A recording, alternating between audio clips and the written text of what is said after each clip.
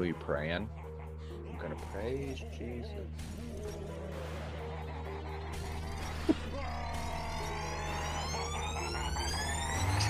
Yeah, we straight chillin', serial killin', pre-core villains on the mic, got you reelin'. Five-star rated from the floor to the ceiling. If you catch a one-star, no time for feelings. Got a demon DJ on the ones and twos, by the name Beelzebub, so don't get confused. So grab a seat by the fire, roast them all over two, and prepare to hear the legend of the straight chillin' crew. What up, nerds, and welcome to another blue episode of Straight Chilling, the weekly horror movie review show where you chill and we kill, slice, dice, and chop up yet another horror movie. My name is Bob. I'll be your host for the evening. This is episode 529, recorded Monday, May 26th, 2025. Tonight, we are talking about Sinners. Before we get into it, let me introduce everyone else on the show. First up, calling in from Washington, D.C., we got your boy Rand Diesel.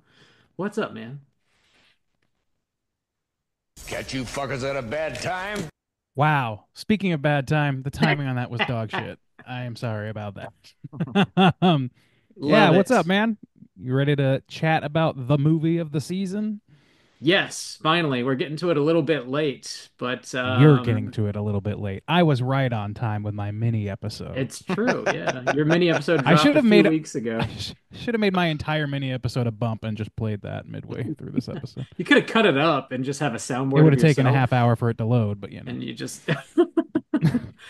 Next up, calling in from Seoul, South Korea, we got your boy Soju. What's up, man? Oh, what up? It's your boy Blues Man Soju. Met Bob down at the old crossroads a long time ago. Made him a deal he couldn't refuse. He got millions of blues, but he could never get rid of me. So that's what he stuck with. You're the blues man, Damn. but also the devil? I don't know if that's A how lot the of lore there. tale works. Oh yeah, that straight chilling lore. It just gets deeper and Speak deeper English, each Doc. We ain't scientists. I didn't gain a skill. I just have a shitload of movies. Yep. That's I the can't deal you shred made, different. Bob. You know, you made the Look, deal. you could have driven a harder bargain. Wise, wise man. Last but not least, making her triumphant return to the podcast. Everybody, welcome back our favorite sexy, horny vampire lover, Caitlin. What's up, Caitlin? What up? It's your girl Sweat Till You Stank Stains. Whoa. My favorite right. line from the trailer. Till you sting. It's the dirty South, yeah. after all. Yeah, I it mean, do be hot. It doesn't take much. Getting it down to brass tacks. What is it, 74 in here? Fuck. Just step outside. That's really all it takes. The Done. shower. You're only clean in the shower as the water is hitting you. Caitlin, thanks so much for sitting in with us once again. For newer listeners, why don't you let them know about your own podcast? You do the podcast thing. What do you I do? do the podcast thing sometimes. Yeah, I've got a horror podcast called Plug It Up, which is tastefully named after the scene in Carrie where they throw tampons at her. And I talk about the monstrous feminine and women in horror. And I release every Tuesday, so you can find me over there on wherever you get your podcasts. And I've had all three of you on together. I've had you on solo. I have an episode with Rand Diesel coming up. So it's good stuff. Goddamn right. Yeah. Hell yeah. Check out Plug It Up. Cheating on me, Caitlin. Better Not not be a Randy. vampire movie. Gotta leave him wanting. What if I God, did he's not Underworld with cheating. Randy? How fucking awful would He that would be for you? hate that, I would assume. I actually might love that. Let's do it. Sticking it to the man. The blues man. The blues man. Got his ass. Dabba dee, Um, dabba die. Wow. We have a little bit of housekeeping to tackle on our end real quick here. We do have our June poll currently posted over on our Patreon website. If you guys support us at the $5 level or above, you get the chance to vote on a movie we're talking about this June. The theme for June is hurricane season. The movies are Bodies, Bodies, Bodies, Crawl, and I Still Know What You Did Last Summer. Whoa, Bob, rounding out May. Here we go. How are those numbers looking? There was some excitement this week. There was a brief tie, but it has broken. Oh, Bodies, Bodies, Bodies in last place with 19% of the vote. Second place, we got I Still Know What You Did Last Summer, 38% of the vote. Crawl sitting on top with 43% of the vote. okay, Wow, close. A all little right. back and forth there. Yeah, Damn. it's still When tight. we haven't covered the first I Know What You Did Last Summer, have we? No, No, but But this there's is a the new one one that coming features a out, right? hurricane. Yeah, I know. Mhm. Yeah. there is a new one, yeah, in Okay. maybe a month or so. Go backs and revisit some. It's another one of those, Oh eh? man, Guess what the new one's called? Bet you can't I guess. kind of still know what you did last. Bloodlines. Just Bloodlines, I not thought even. I knew what you did last summer, but I It's was I wrong. thought, but now I'm a geriatric and my memory is failing me. these are all better. These are just I still know I know what you did last summer. It's the Really? same. It's the same. Jesus They're doing the Christ. Scream They're doing the Halloween 5 cream. thing. Only Yeah. like Yeah, 10 yeah. years Some late. I motherfuckers mean, always trying to ice skate uphill. at this Always point, trying. Halloween 2018 came out 7 years ago. I mean, Jesus Christ. What are we Shut doing your here? mouth. You shut. I hope they do a third your Scream mouth. movie called just Scream. I hope that's coming down the pipe. Third. God damn. That just every 5 years they just say, "Ah, fuck it, fuck numbers. Who the fuck cares?" Fuck Run it They back. did that 7 years ago with Halloween Yeah, 2018. yeah. This isn't Yeah. a fresh idea. It is not. Get your votes in. We'll see what movie we're talking about this June. We are dropping mini casts every other Friday over on Patreon. Like we mentioned, Rand Diesel has one out now on Sinners. You can listen to that. We just dropped one on Severance Season Deuce. Your boy Soju was talking about that. Whoa. What's the next one coming up, Bob? Next up is your boy Tease me. Bob. Your boy Bob's talking about The Ugly Who's that? Stepsister. Whoa. Hey, nice. All right. Ooh, June That's, 6th. Drop it. Man, we're covering some good shit on the mini episodes. I gotta say. Yeah. Randy, plug it. Plug it, dude. Yeah. Hey, these minicasts don't suck, I guess. That's pretty Wow, good. You know, you guys are totally doing pretty right. good. We had a long string of not so interesting movies, and we got Sinners and Yeah, fucking, our mini cast Ugly are the Stepsister on blockbusters of the minicast, year. so Yeah. we had to pull one out of the fucking minors for this episode. Patreon's a place to be. Hell yeah. That's true. Check it out. Check all that shit out. Speaking of Patreon, we do have one brand new Patreon supporter we Thank got to give God. shouts outs to. Big gigantic thank you to your boy Wiggy for signing up on Patreon and showing us some love. As is tradition around these here parts, we owe you the straight chilling salute. This one goes out to Wiggy. Oh, God, slap me in the ass. Yeah. I'm wigging out after that ass. It feels a slap. little weird to be saluting somebody smacking ass on Memorial Day. No. Just saying. It's been a dry spell and you've reawakened me. Thank you, Wiggy. Oh, God, good lord. you re-reddened this ass. The ass has been white and boring for so long, and It's now it's been redder begging than for it. redder Sinners than got the y'all devil's revved dick. up. Woo. Yeah, what the fuck's Hell going yeah. on in here, man? It's a horny movie. It makes sense. Yes, Big thanks, Wiggy. Thanks for the support.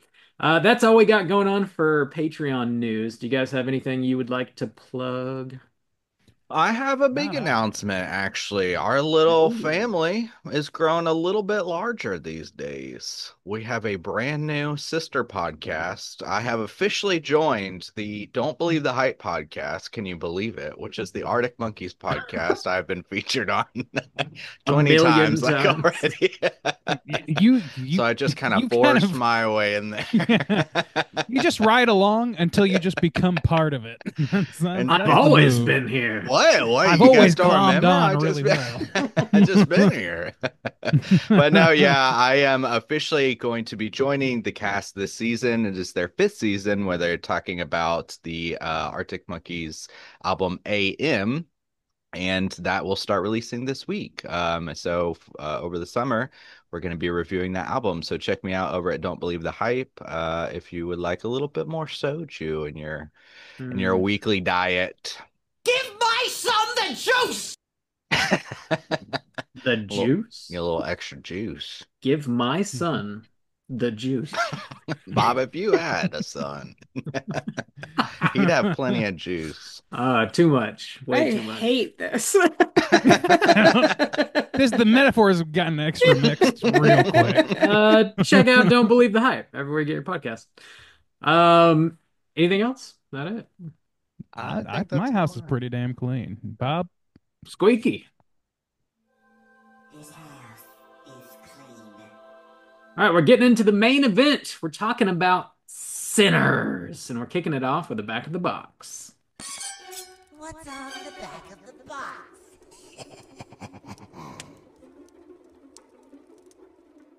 Bob, you already pre-ordered this box? We've given it enough time. I did. I pre-ordered it. Okay, I 4K. did. Hey, are they 4K. already pre-ordering it for real? Oh yeah, for sure. It's Randy. like day after. Come on. Randy, I'm come not- on. I'm not I mean, entirely really, it's been the like blues, 4 you know? weeks since the release. I mean, Randy. Oh my goodness. I mean, it's should already have known shit, better. really. You know? Yeah, I got this pre-ordered. It's still in theaters. It's probably going to be there for a minute, and I believe they just announced it's going to hit streaming on June 3rd. So Oh. right around the corner. If you want to stream it at home, you can. do the blues come after the streaming, or when do the blues drop? I don't remember exactly. I think it's the end of July, Oh, something like that. okay. So, not too far down the road. Sinners, this is the new movie, rated R, with a runtime of 2 hours and 17 minutes. This was both written and directed by your boy Ryan Coogler, stars Michael B. Jordan ×2, Miles Caton, Saul Williams, Jack O'Connell, Tenaj L. Jackson. I'm going to try and not butcher anybody's names here. Some other lovely people. Plot synopsis brought to you by IMDb is as follows. Trying to leave their troubled lives behind, twin brothers return to their hometown to start again, only to discover that an even greater evil is waiting to welcome them back. Boy, sorry, go ahead. I was just going to jump into my question if we're going to recommend this film here. Yeah, Brand new sure. release. I know we've all seen it. First time watch for all of us. Still in theaters. Rain Diesel says, yeah, sure. Check it Yes, out. no, I'm operating on barely cognizant brain right now. I'm sorry, I'm a little tired, but yes, this is definitely a recommend. This is one of the better releases of the year. I said so on the minicast because it's true. It's one of the clearly one of the standouts. Like I have yet to hear more than a couple of people diss this movie on any level really, and it's been much of it bad faith. So I will say yes, hard yes. Sweet. Caitlin, what about you? Yeah, I would definitely recommend this. I saw this in theaters, and if you can get to it in theaters, I would. From what I understand, Ryan Coogler filmed this in IMAX and intended to show it in IMAX. So if you get the chance to do that, do it and have a good time with it. I feel like my theater had a great time. Everyone I've talked to about Sinners had a great time, and this is one I'm looking forward to rewatching at home. So go get out there and check it out. Cool. Juice, what about you? Yeah, I would highly recommend this. Heading into June, and this is by far like top tier of 2025, and just like, you know what, we're rounding out like the halfway of the decade. We're right at that spot, and I would say this is a standout for the decade so far. Yeah, this is really good movie. I liked it a lot. I would recommend Wow. people check it out. Bob, how about you? Why do you hate this film? Nobody watched this movie. Rob has to hate it so that we can net out to a medium to lose. Medium, rating. yeah. We got to, we got to end up That's at the the medium to rule. lose. You gotta force it. You gotta get there somehow. Whoever's last has to take the hate card, Yeah. you know. There you go. You're the hater of the week, so prepare yourself. This movie's great. I saw it twice in theaters actually, and wow. yeah, I would recommend if you can make it to the theater to do so. Definitely a beautiful movie, super entertaining movie with great characters and some sweet vampire action. So yeah, it's one that you should definitely check out if you have not. And we are gonna be spoiling the shit out of this movie. And here comes your warning.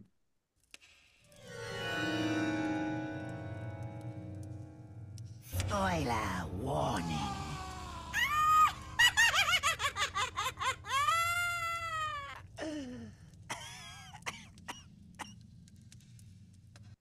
Bob, thank God we don't have to listen to your voice this week. Caitlin, You're could you welcome. please grace us with your plot synopsis? I sure can. And look, it's a long movie. I did my best to make it succinct, but just bear with me. Just go ahead and pull out a little pillow and sit back. So the movie opens in 1932 with twin brothers Smoke and Stack, Smoke in blue, Stack in red. Smoke and Stack are back in Mississippi after spending some time in Chicago, where they ran a con and stole money from both Irish and Italian gangsters. They're back home and plan to use the money to open a juke joint as refuge and retreat for black folks in the Jim Crow South. The sawmill they're buying to use as their location is owned by a member of the KKK, and unbeknownst to Smoke and Stack, he plans to raid the joint the morning after its opening. Smoke and Stack are focused on opening their club, and they recruit several members of their community to join, all of whom are surprised to see them. Those folks include their cousin Sammy, aka Preacher Boy, a very young man with a soulful voice and a talent for playing the blues. Local pianist Delta Slim, who has some issues with alcohol. Grace and Bo Chow, married Chinese shop owners. Perline, a local singer and the object of Sammy's affections. And Cornbread, an old friend to work as bouncer. Smoke and Stack also reunite with women from their past. Stack reconnects with Mary, a white passing woman he grew up with. The two hooked up, but then Stack left for Chicago without a word, hurting and infuriating Mary. Smoke reconnects with Annie, a local hoodoo practitioner with whom he had a child, but that child did not survive infancy. Despite their great loss, the two still love each other, and Annie believes her hoodoo protections worked while the twins were up to their dangerous shenanigans in Chicago. Annie agrees to cook for the juke joint, and Mary plans to crash the party, so both make their way over that night. Elsewhere at twilight, an Irish vampire named Remick drops from the sky, burning in the little sun. Burning in the little sun there is left in the day. He's being pursued by Choctaw vampire hunters who trace him to the home of a KKK couple. Remick tricked the couple into inviting him in and quickly turns them into vampires. Opening night of the juke joint goes fairly well with lots of attendees and much merriment. Sammy's blues music is transcendent. He's a once-in-a-generation talent, and his performance entrances the crowd, bringing out the spirits of their ancestors as well as their descendants all in one glorious musical moment. Remick and his two new vampire recruits hear the performance. Remick, being an ancient and lonely vampire, wants to use Sammy's talents to see his own long-past ancestors. They ask for permission to be let in the club, but are turned away. Remick insists that although he's white, he's not racist, and being Irish, he shares a common oppressor with them, and he insists that in his circles, equality is of utmost importance. Mary, knowing that Smoke and Stack could use the money, tries to liaise, but is quickly turned into a vampire herself and is immediately enlisted in their ranks. She is, of course, granted entry back into the joint, though, and she uses an attack Stack. The attack is discovered and interrupted. Mary's chased out. She's shot through, but heals instantly, retreating back to the vampires. But it's too late for Stack. He is gone. Smoke grieves, and the juke joint is cleared of patrons, save our core staff. Remick turns Cornbread while he excuses himself to the bathroom, and Annie puts the pieces together, realizing they're dealing with vampires. All the patrons who left were also turned, and Stack, whose body was locked in a storeroom, revives as a vampire. The group of humans is surrounded, safe now only because vampires need to be invited in. They prepare fortifications like wooden stakes, silver, and garlic. Meanwhile, Remick and his turned vampires try to seduce the survivors into joining the coven, and all of them are having a beautiful time dancing together. Eventually, Remick agrees to leave in exchange for Sammy, whose incredible talent would allow him to see his ancestors again. He shares that vampirism offers immortality, freedom, and an escape from racism that so many of the characters have felt throughout the movie. He also reveals that the landowner is a Klansman and plans to kill any black people remaining the following morning. The survivors refuse, but one eventually acquiesces when they threaten to get her daughter. She screams at them to come on in, and the two sides square up, ready for a battle. A fight indeed ensues, with several survivors being lost and turned into vampires.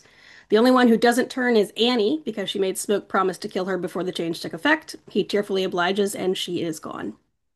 Smoke and Stack tussle inside, while outside Sammy struggles to fight off Remick. He bashes him in the head with his silver-plated guitar, which immobilizes him for a moment. In that moment, Smoke approaches from behind and stakes Remick, finally killing him. As the other vampires grieve, the sun rises, and they are all incinerated. Smoke sends Sammy home to his preacher father and sticks around himself to deal with the clan. He righteously picks them off one by one with his Chicago guns, but gets mortally wounded in the process. As he sits dying, Annie's spirit comes to him as she's breastfeeding their baby in the afterlife. He lights a cigarette, but she calls him by his real name, Elijah, and he insists he puts out the cigarette so as to not get any smoke on the baby. He does and dies alongside her, joining his family in the afterlife. Meanwhile, Sammy returns home, shaken and traumatized. Fast forward 60 years in the 90s, Sammy is a famous blues musician in his 80s. After a performance, he is visited by an unaged Stack and Mary, who had hidden in the juke joint when the other vampires incinerated at dawn. Sammy declines their offer of immortality and plays them a performance, noting that before the carnage, that day was the best day of his life. Stack agrees, since it was the last time he saw the sun and his brother smoke, and the only time he ever felt free. Phew! That was so much more Well succinct than my done. attempt at summarizing. Thank you. Well done. A lot of plot. It's a long movie. It is a Yeah. lot of plot. It's Yeah, over it 2 hours, was this long, but one, I but didn't quite realize like it was 2:17. I thought it was just over two. And one of the things I was gonna kind of mention today was like I kind of wanted like 20 more minutes to explore this more thing or really, this more thing. Dude, I was just the whole movie, I was totally engrossed. And by the end of it, I thought, man, some of that went by just too quick. And I was just like, I wanted there was a more. lot of ground to cover. Yeah. I wanted more like a little bit more vampire setup, I was lore, gonna say, like you're the a Irish. vampire boy. I am, yeah, and even like potentially more like KKK setup, or just like I just wanted Okay. more. Well, Honestly, I was like, I don't know, I was like, it did the runtime did not bother me. I didn't even realize it was oh 2:17. yeah. No, I don't think that the runtime bothered me. I think like if I'm gonna like have a complaint about this movie, it's kind of still the same. I haven't seen it a second time yet, so I don't know if it'll hold the second time. But I I did feel like there was too much ending. Like I feel like there was too much wrap up, too much epilogue. Even Mm. though it like putting that last scene in the mid credit is like a weird choice to me. It seemed unnecessary, and it seemed like that's just like that's really like important to the end of the movie. I think if you're gonna show that, then really like make it part of the movie. It doesn't need to be mid credit. But Mm. I don't know. Aside from that, though, like yeah, I liked the amount of uh historical drama and to vampire horror ratio. I really liked that ratio. I thought it ramped up really organically, but it really quickly. And then like the fever pitch really takes off. You could maybe squeeze in maybe another like 10 minutes of vampires and I wouldn't complain, but I'm like it was the setup that I was really interested in. I really liked the historical drama segments, probably most because they then paid off when it got to the big bombastic shit. So that's just me. Yeah. Yeah, I agree. The first time I watched this, I thought the character introduction was like, I don't know, half the movie, maybe half the runtime. And then watching it the second time, I actually like checked my phone to see how long the movie had been on before like we got to the vampire stuff. And it was only like maybe 40 minutes. And Really? yeah, there's like way more vampire action in this than I had initially thought, which kind of surprised me. But I guess they cover so much ground and you meet so many interesting people, and it feels Hmm. like you really get a sense of who they are so quickly that you're like, oh, well, this must have been at least an hour to cover all this ground, but it really doesn't take that long. I could have used more of that, honestly. The vampire stuff, I think, works metaphorically very well. I didn't necessarily love the vampire execution, but like just cruising around the Mississippi Delta with Smoke and Stack and just like meeting their clan as they're assembling the night is just so engrossing. And I love each and every character that you meet along the way, and they're all Hmm. handled with such care. I could have used more of that, honestly. If you're going to add anything to it, like, yeah, let me hang out with these people a little longer, before the Yeah, vampire stuff kicks off.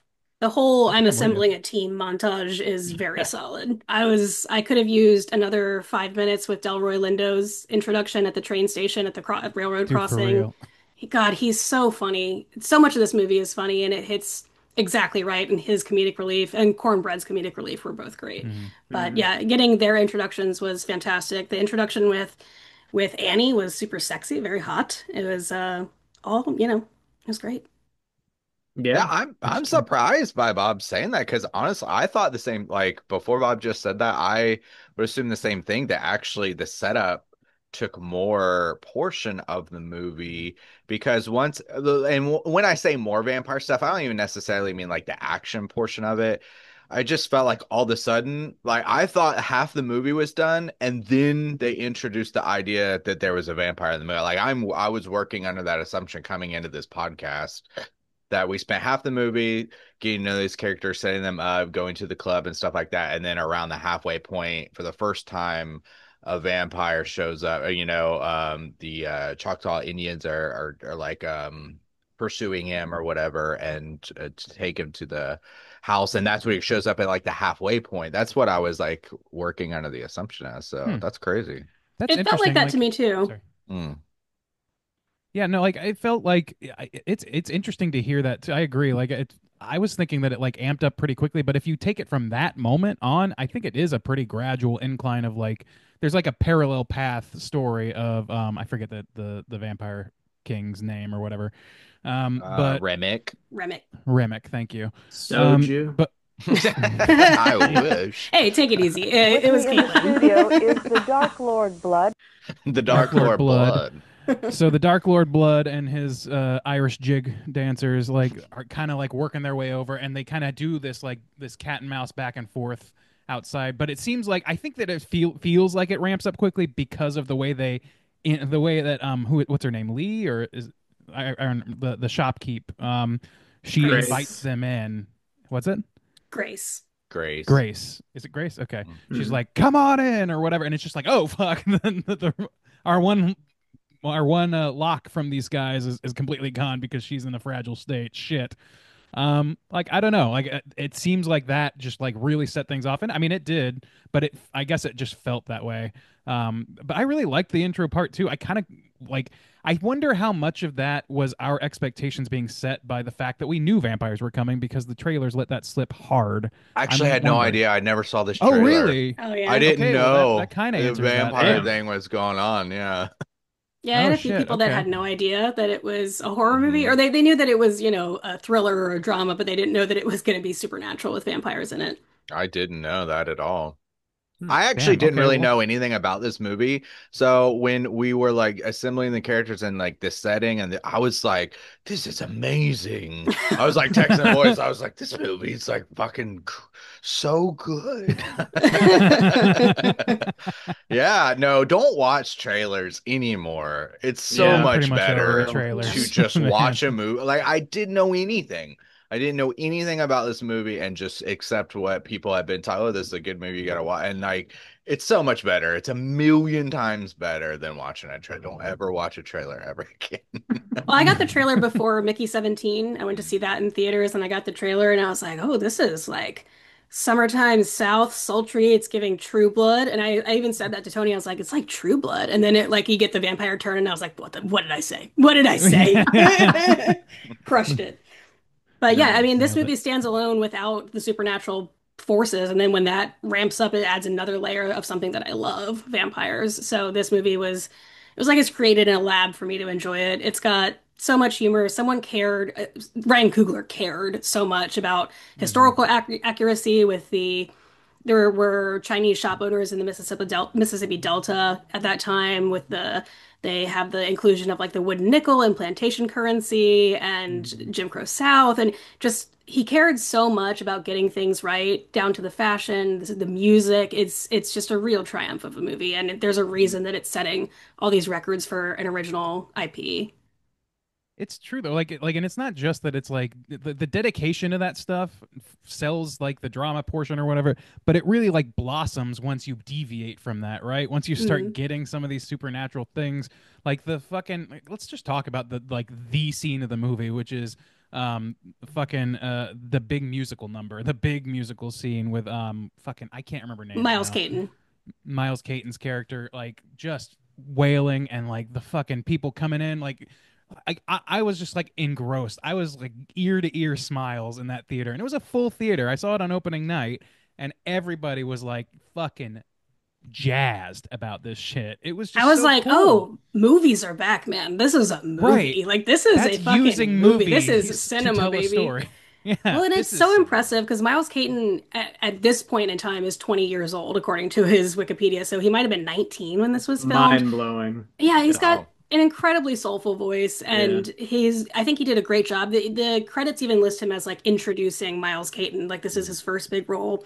He did a fantastic job. A lot of the playing that he did and recording that they did of that number was live on set. Like he did record a studio piece for it, but a lot of that was live and to be able to layer in the ancestors and the descendants, and I have to imagine that was a really complicated piece to shoot, and they pulled it off really well. It looks so good. Mm. Something I learned looking at trivia for this is this certain scenes of this were shot on an IMAX camera, which is like 70 millimeter, like medium format. And I didn't know that you can only shoot consecutively for about 90 seconds to 2 minutes on one of those cameras Holy because the shit. film is so large.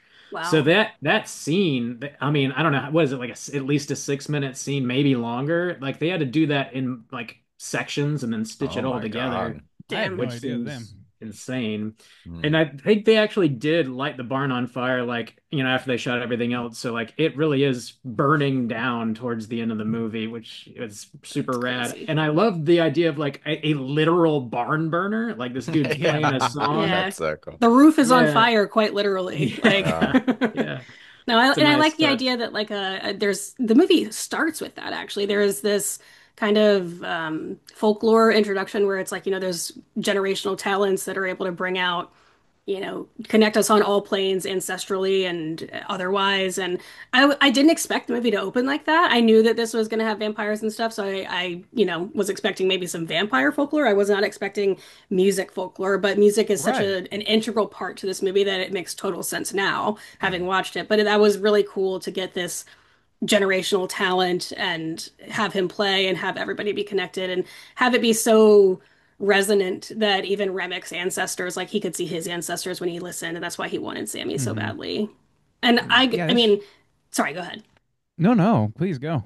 Well, that set piece was amazing, but Remic's dance circle scene was also top Dude, notch for yeah. me.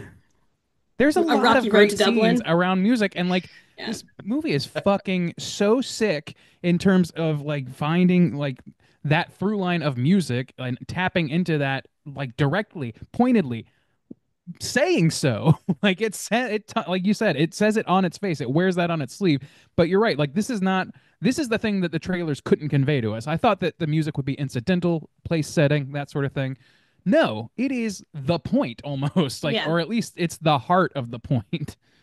Yeah. And as from what I understand, I don't want to step on your toes, Bob, with any trivia, but Ludwig Göransson, I believe, is the guy that did the music for this, and he's worked with Ryan Coogler on most of his projects. I think they went to school together, but he was another person that cared so much about this. I was watching some TikToks about people talking about Rocky Road to Dublin in particular and being like, why does it sound so good? Like, why is it so catchy? And it's an existing song, but apparently one thing that Ludwig Göransson did was layer 808 drum beats with it. So it's got this like hip hop quality to it underneath, but it's also got this layer of Irish jig where it's like it's supposed to be uniting these two cultures. It's supposed to be uniting listeners. Stuff like that is so interesting to me, and I love thoughtful details like that. I think it's Hmm. so cool. And I mean, it got me. I've been Rocky Road to Dublin's going to be on my Spotify Wrapped for sure. He's The been, hip yeah, hop remix. he's such a good producer. But yeah, before we got on, I was telling Caitlin, I was like, every year for St. Patrick's Day, that's always been on my playlist. And I always say to myself, like, why do I only listen to this during St. Patrick's Day? And I was like, now it's bringing it back or whatever, heading into June. But I will say I'm too, the leprechaun. All right. I have said this before with other movies. We don't get a whole lot of them coming out, especially like within the horror realm. But I do have this a type of appreciation for a kind of Southern Gothic tale or something that sets itself within the South in this kind of way because it's such a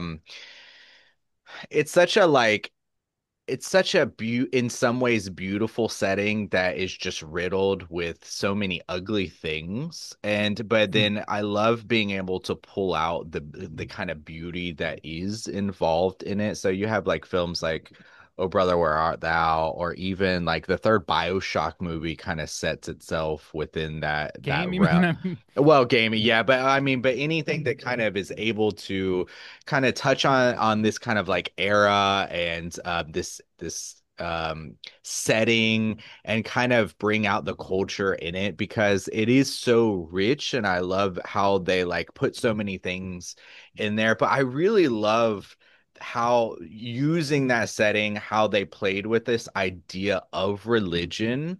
And I thought it was quite an interesting dichotomy using the music almost as this religion to kind of highlight the same kind of ways I guess I see Christianity kind of split during this era. So you start off with like Preacher Boy and his father, and he's trying to like influence his life in this kind of way. And then on the same other end, you have the KKK who like takes those kind of like values and twists them and turns it into this like ugly aspect or whatever. And in the film, music is almost kind of like treated as a type of religion in the same kind of way, where it's like bringing all these people together. It's like connecting them It's with their transcendent. ancestor. Yeah, but Mhm. at the same time, too, there is this group that uses it as their religion, as with the vampires over here Mhm. or whatever. And so using that was so interesting to me because a lot of, even at the beginning, I thought, you see the blues guitar, you see the gore, and like knowing nothing about this film, I was like, oh, is this going to be some movie about like the crossroads? And even Mhm. taking that, it's interesting to think like the idea of the blues. I love the conversation that he had about the blues. Like, this is something we brought with us because even that idea, that legend of meeting the devil, like the blues comes from the devil, and like this weaving of religion into these types of things is so interesting to me. So I love the dichotomy that they played with of like this music as religion versus like the underlying idea of Christianity that has existed so much in the South and in Mississippi and in that culture at the time. It's I thought that was like really well done. It was just brilliant to me. Yeah.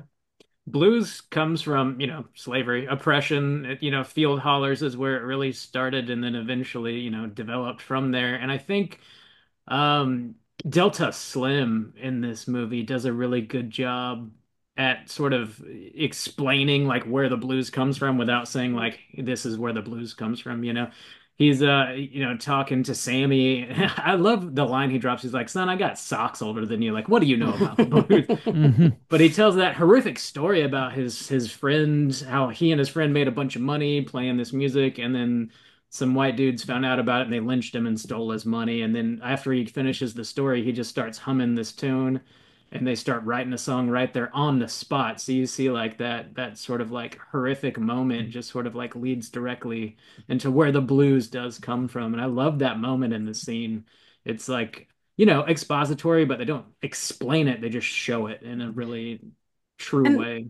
they had the sound design for that is cool too because you've got some sound effects that are going on in the background where you can, he's narrating the story and we're not getting a flashback, which I think would have been Yeah. it just would have felt out of place in that scene, and out of place in the movie, I think. But instead of that, we get this sort of auditory journey and we get the experience of it and helps us understand it in real time and have it be a little bit more emotionally impactful.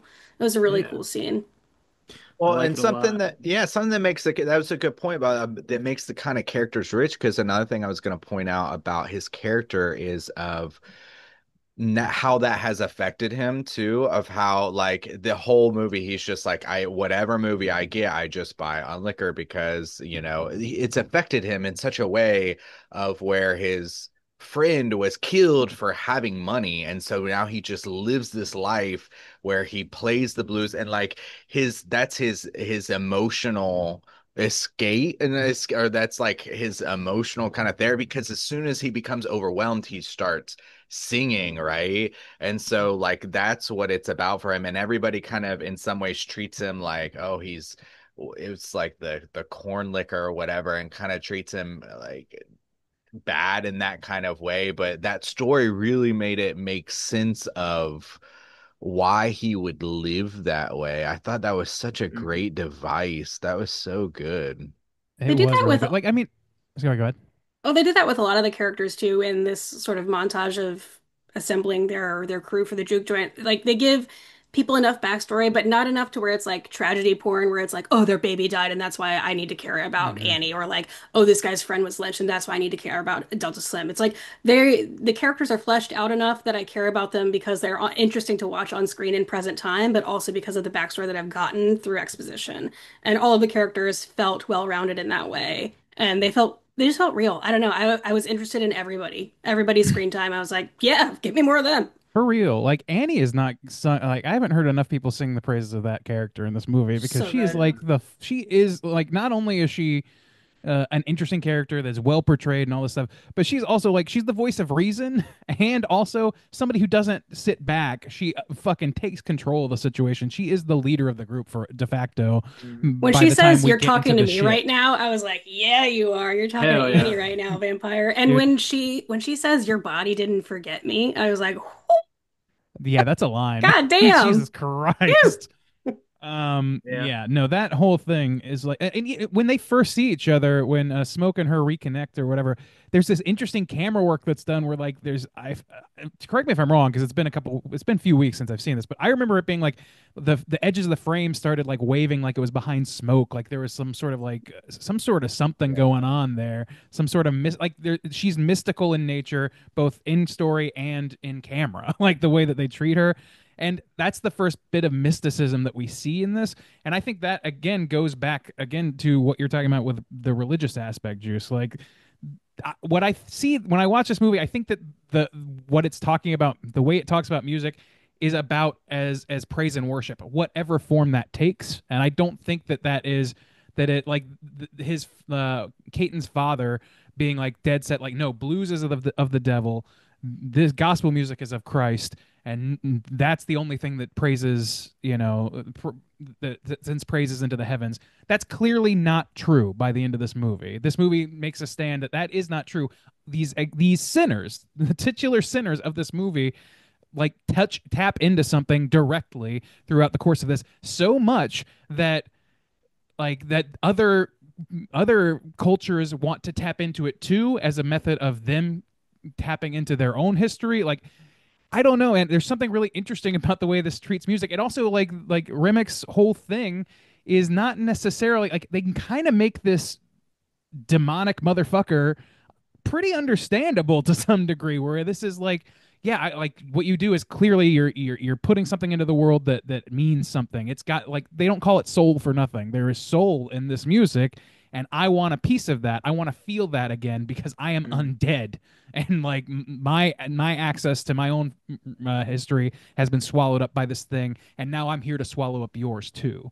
And so there's also like this like It's a great metaphor, right? appropriation Yeah. like level going on, like the white Irish settler or whatever comes in, he's been put upon, but and by co-opting or trying to co-opt the language and the music of even more like more mistreated minorities in this society, he is able to he's trying to make his way through and like break out and like get on top again, basically.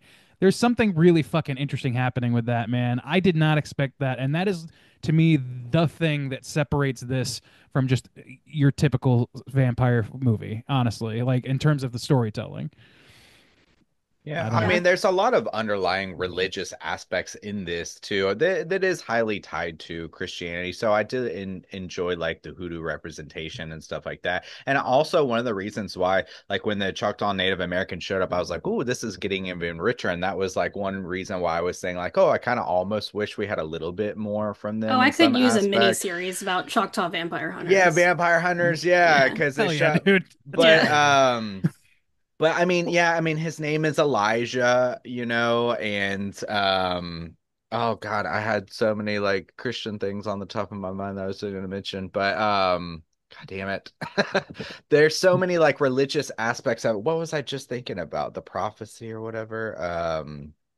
You sound like me right now. I Let's know. go, Oh, buddy. oh, when they read like the Bible verse at the beginning. So like this Yeah. movie is Yeah. like he has him recite the Bible verse or whatever at the beginning, and it's all about temptation and like God will not give you more temptation than like you can handle. And then one of the big things too that was not like necessarily religious based, it was like culture based of like him talking to Smoke where it's like his brother and he's like we can live free, we have the power and all these things, and on one side you have this idea of like the person he loves the most of his brother and the idea that they've been chasing of like freedom and not being oppressed and having control of their own lives, and then on the other end you have Annie, who even though she is like we have this hoodoo practice. She's like saying this sense of like the afterlife, and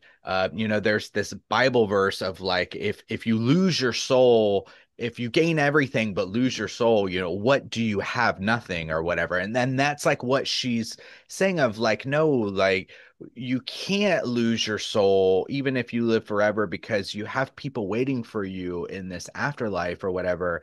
And Elijah is a prophet in the Bible who ultimately never dies. He just ascends into heaven, um, after like denouncing a false god or whatever, Balal, whatever, anything. But so it's so Anything. interesting, yeah, anything, whatever. But it's so interesting how they're like playing off of it's like so interwoven about like, oh, and his name's Elijah at the end, and like, oh, they're like all dressed in white, and like the afterlife is so important, and to like not you lose your soul. But then you have these like this temptation over here that's was set up at the beginning of the movie of like God won't let you be tempted more, but then they're like, oh, there's like this freedom and this power. It's so rich. It's wonderful. It's amazing. And I gotta Yeah, you can say, really. it wouldn't take much for me to be convinced. Like I would have been like, I mean, yeah, I'll join the vampire circle. Yeah, Like, yeah. oh, It's I'll like, dance I around. gotta You want to guys are Hey, join the having a The great song time. we're having a. rips. Did you see So Cornbread? He had his jaw blown off and he was still like, having a great time. I was like, yeah, this is where I want to be. dude. The I didn't realize that I guess in hoodoo practices they were aware of vampires. Like she was originally Annie was originally calling them like hags, I think. Is that what how Paints. was haints, which is I'm not familiar with that term, but I guess it's a It's like a sort of vampire. yeah, it's a spirit. There's a practice in certain parts of the Deep South about painting your porch haint blue so Oh, that it like deters, and that's the color of Annie's cabin was haint blue. So like it's supposed to deter these kind of like bad spirits or, demonic entities. hell yeah. Well, that's super rad. That And is her like fascinating. immediately clocking vampires after that was an idea. Like I don't know, I just never really considered hoodoo practitioners being aware of vampires in any way. And then she's like, we need steaks, we need garlic. She pulls out the pickled garlic and they have that sort of Hmm. nod to the thing where they all pass the jar Yeah. Yes. around and eat the garlic. Great scene. Delta Slim almost pukes and they think he's a vampire, but He's he's like, just I'm fucked just up. drunk. I'm just fucked up. Yeah. Yeah. Did you forget who Great, I am? great moments in there. I do the piece that like really the cherry on top for me was whenever the end of the movie happens and the KKK roll up and they think they're gonna get the drop on the Smokestack twins, and he just comes out with these guns blasting and fucks them all up. That is like, When he pulls it out of the dirt, like the one that he had oh buried, I yeah, was like, oh my God, the Tommy yes, let's gun, yeah, fucking go. Yeah. And he just kind of unceremoniously shoots the leader in the face. I was like, yeah, that's what he deserves. Yeah. Like, let's Yeah, end there's it some like this. This is Tarantino in so that moment. righteous. Yeah. yeah. He's Great. having this wonderful like vision of his wife and child. And the dude interrupts him as he's bleeding out, dying, and he just shoots him again. It's like Yeah. such a great like cherry on top. And then Yeah. like to Randy's point, there's like even more great stuff that happens with Buddy Guy playing the older Mhm. version of Mm. Sammy See, I in didn't know his him on site when I saw that. I was like, so I yeah. missed that He's thing until old. later. He's I was like kind of, 90 or some yeah, shit. I was gonna say like he Yeah. is not a young man. Like he's been No. around forever. I read this thing that Ryan Coogler said that when Buddy Guy was on set and he was playing live too, that you could hear like a feather drop. Everyone was so quiet Mhm. and so enthralled by what was happening, which makes total sense to me. And I love the way they did the scars on his face. Like it just it came together. The bar was named Pearlines. I was like, oh my God, I see I didn't even you. I clock that. see Damn, it. dude.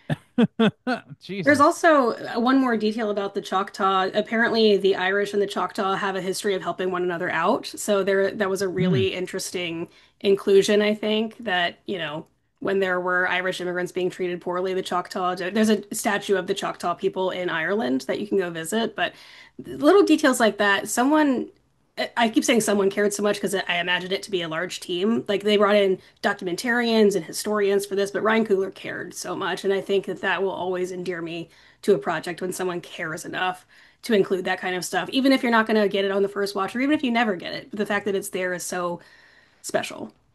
Well, this movie could have been like this. I think you're right, and I honestly think that like part of what make the strength at the core of this movie is that I could see a version of this movie that was had its budget cut by like three quarters and it would still be incredible. Like that this is a really like director driven film. This is a film that is like you said, they care so much. They're given the range that they need. Like they're given a blank check to do what they want here. But it's not a blank check. It's a fucking huge budget movie. And like that they got their return on investment, I think speaks to doing that instead of interfering, which, you know, we have oft maligned on this show, like studio interference and all that stuff. It doesn't seem like it had a ton of that.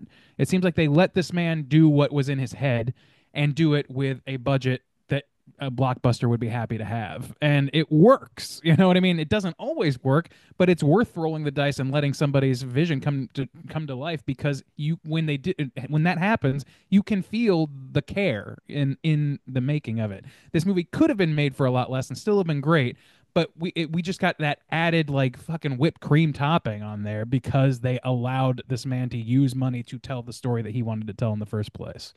That's what I get. Cream's expensive these days. It is, yeah.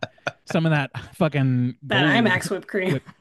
Yeah, that dairy ain't cheap. Speaking of, did you guys notice the aspect ratio shift? I saw this in IMAX, and when the big action scenes happen or when the big music scenes happen, the screen opened up wider, and I was like, "Oh, let's go!" That's when I was like, "This is cinema, baby. This is movies." I completely missed it because I was too in the movie. You were I was engrossed.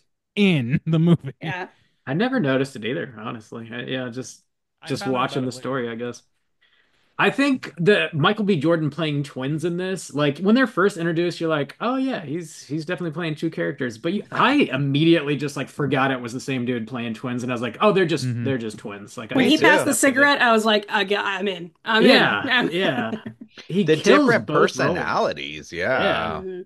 Different Really mannerisms, different everything. Here, man. That's the way it is. That's the way it is. One who's like a lot more like jovial and kind of carefree, Gregarious, and yeah. and Yeah. then one who's a lot more serious, and they're like disagreements With about, reason. you know, Yeah. with the wooden nickels and like the making the money, and then like one's with the nephew, and making you the get to money. see how, you know, how he's more like kind of a little carefree and stuff. Yeah, I liked it. I like the performances were really good.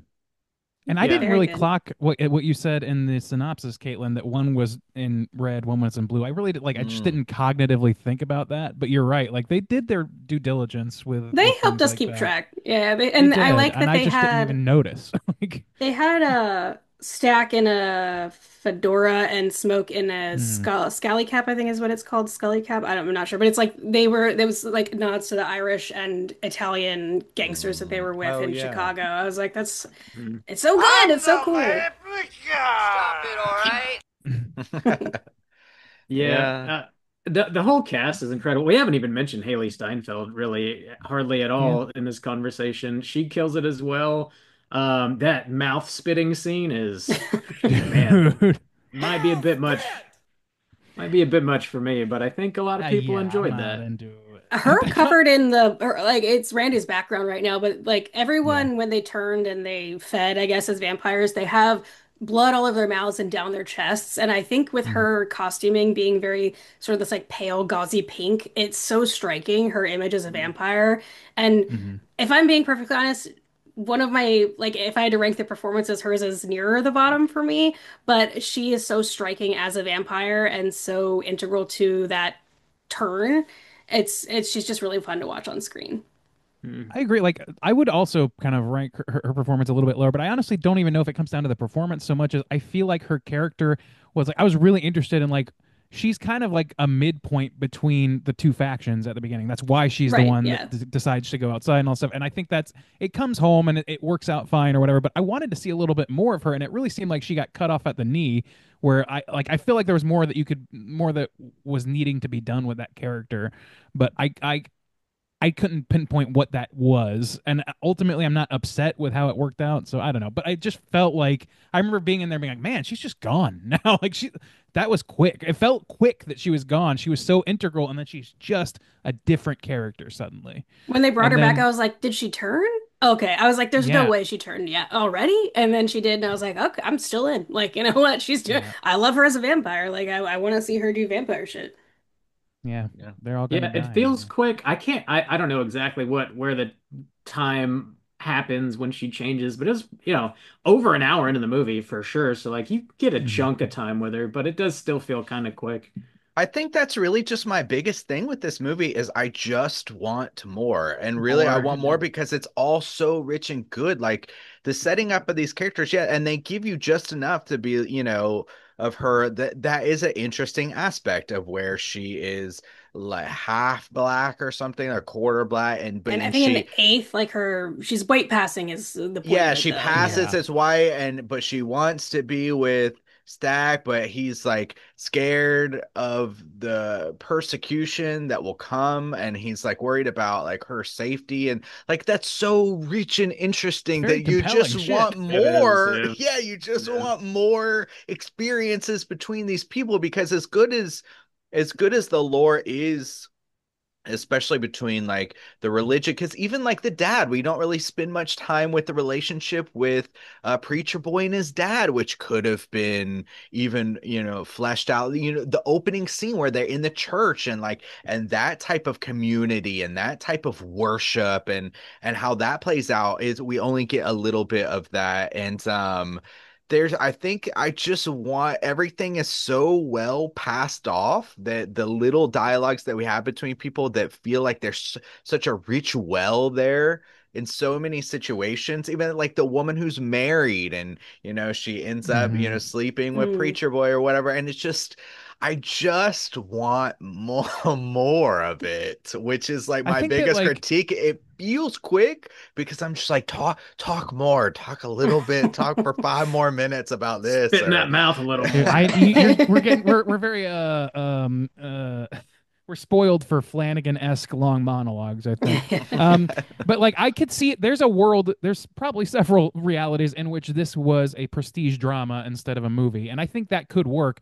But I also think that there's like something great about truncating it into this oh tidier yeah. package that like leaves you wanting more and like leaves you to sort of like fill in those gaps for yourselves.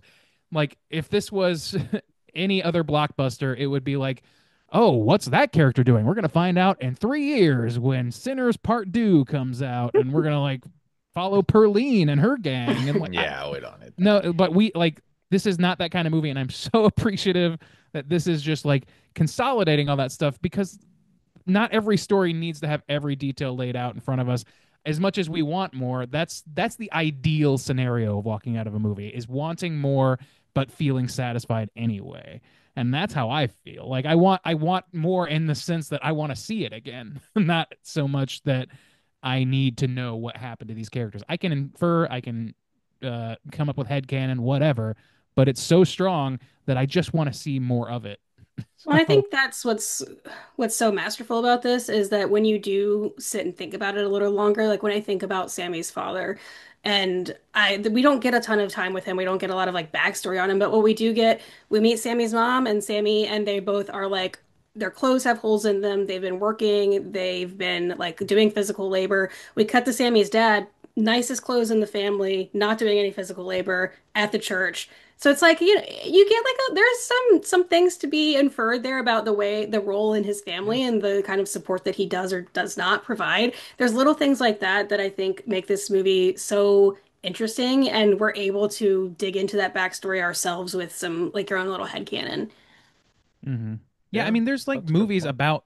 I'm sure they're like how many fucking biopics are there about like a person who became a big star or whatever at whatever music who had a fraught relationship with their dad in particular and often around religion and the lack of the sinfulness of music, the kind of music that Mhm. that person was like. That's a trope for a reason. I think that there's like it's such fertile ground that we just like feel a little short shrifted at first, like maybe Or like if you shifted. think about it. Huh. That's okay. I'm Well, just it's like chill. anyway, but it's like I think that like that the fact that there's pocket stories that you can look at and I dissect and headcanon out is just so fucking great. It speaks volumes of the piece as a whole. And I, as much as I would like kind of love to see the miniseries version of this from fucking Reality X or whatever, I'm perfectly satisfied with this. And I think maybe that just gives it more opportunity. Like a longer form would have given it more opportunity to falter rather than Sure. to succeed. You could have a whole, I mean, pretty much a movie or a 45-minute segment, hour segment of this film showing Chicago. You really could. I mean, Absolutely. Oh with yeah. as good as Michael uh B. fucking Jordan. yes. Jordan. As good as his performance is, Michael like he Jordan. he could get my boy Michael Jordan MJ, we could call him. MBJ. Chicago could Bulls. carry his Yeah, 23.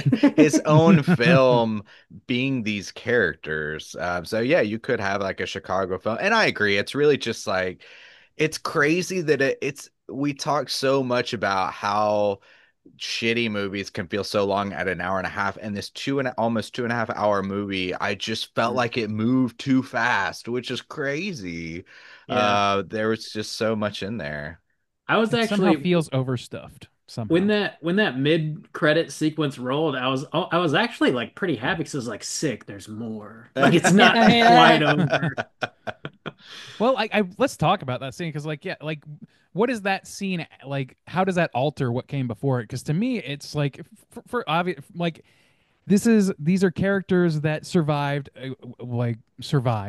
but did not come after Caton's character, Buddy Guy.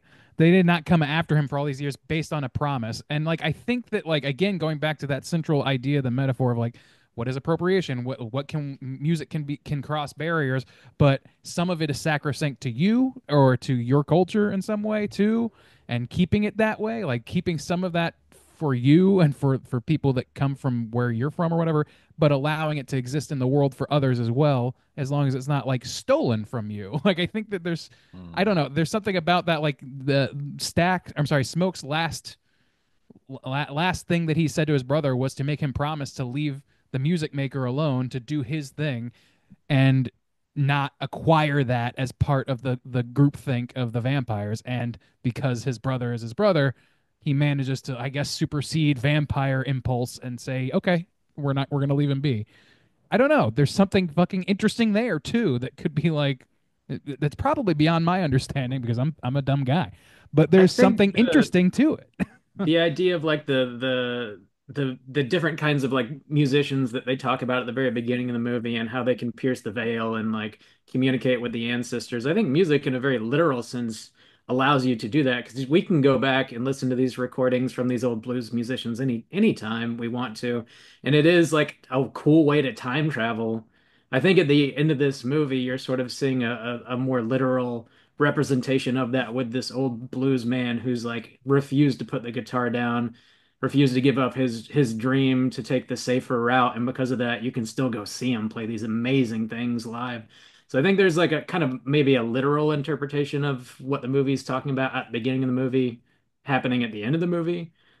Kind of how I read it anyways, if that makes sense. I No, also, that's a yeah, fair I reading. also liked the turn. I liked the ending where he's old and he's playing the blues because you have this character who's young and impressionable, and I love how we get to spend time with him and his its uncles and how he looks up to them and how he's influenced by these people and how he feels like he finally belongs somewhere and everyone's murdered because of him.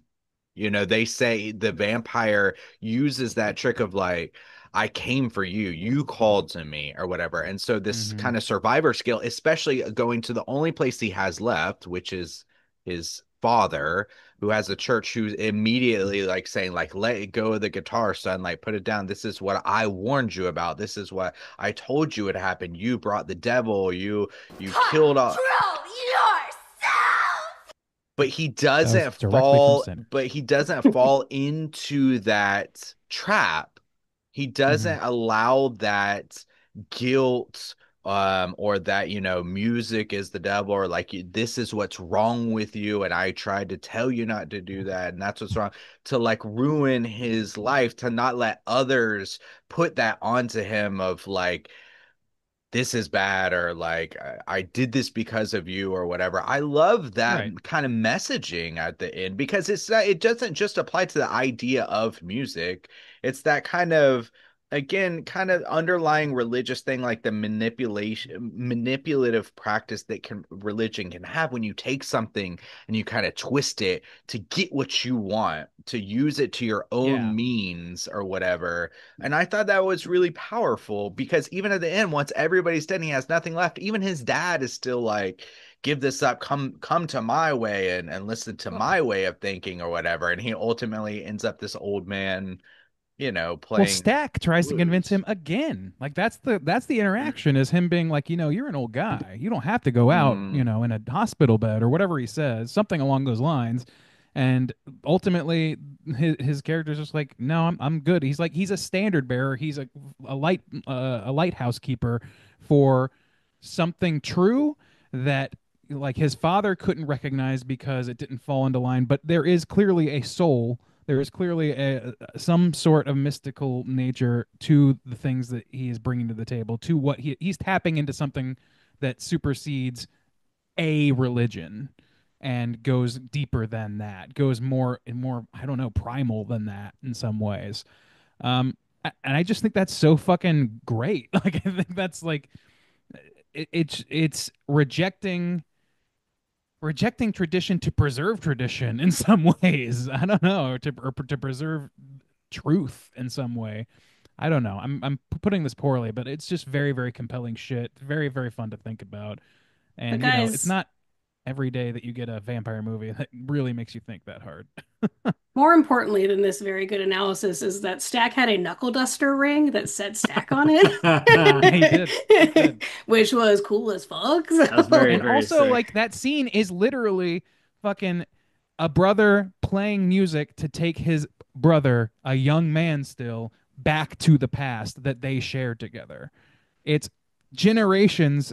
It's brothers separated by generations conveying something from that previous, from the past. Like that's just powerful shit if you get right down to it. I'm sorry, I had to add that too.